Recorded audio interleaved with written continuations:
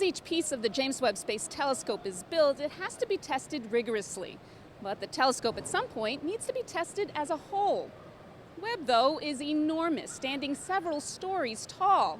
To make sure that the observatory will work in deep space, NASA has to use its biggest thermal vacuum chamber, the one here at the Johnson Space Center in Houston, Texas. Hi, Mary. Hi. I understand you can tell us more about what you guys are doing with this chamber.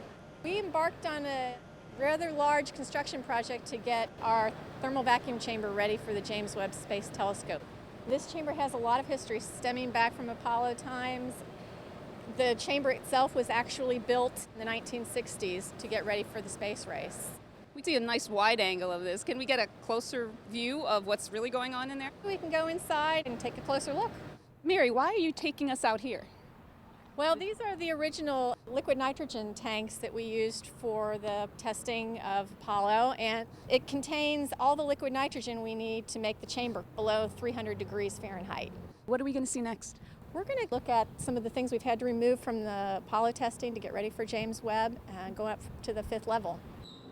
Solar lamps were part of testing for the Apollo. The vehicle needed to have a high-intensity heat source on one side at a time. Some of them will be closed off, and some of them will be used to pass in new piping for helium. The helium is for what?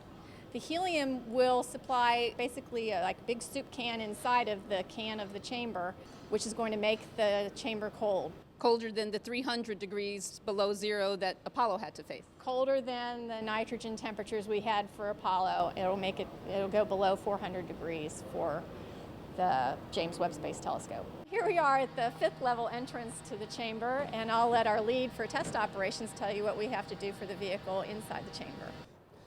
As you can see, there's some work going on here. The scaffolding has just been erected. We're about to get ready to start installing the helium shroud. We have to mask off anything when we're done that could be a crack or what we call a stray light path into the interior of the chamber. Any heat sources, any light sources, those would all affect the proper operation of the telescope.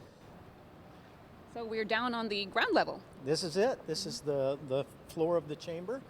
What you're actually standing on now used to be an old Apollo lunar turntable. This part of the floor used to rotate, and that's one of the things that's been changed for James Webb.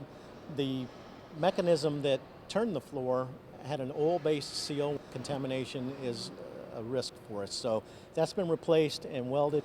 The floor doesn't turn anymore. So now you can see how NASA's past is paving the way for NASA's future. Thanks for joining us for another edition of Behind the Web.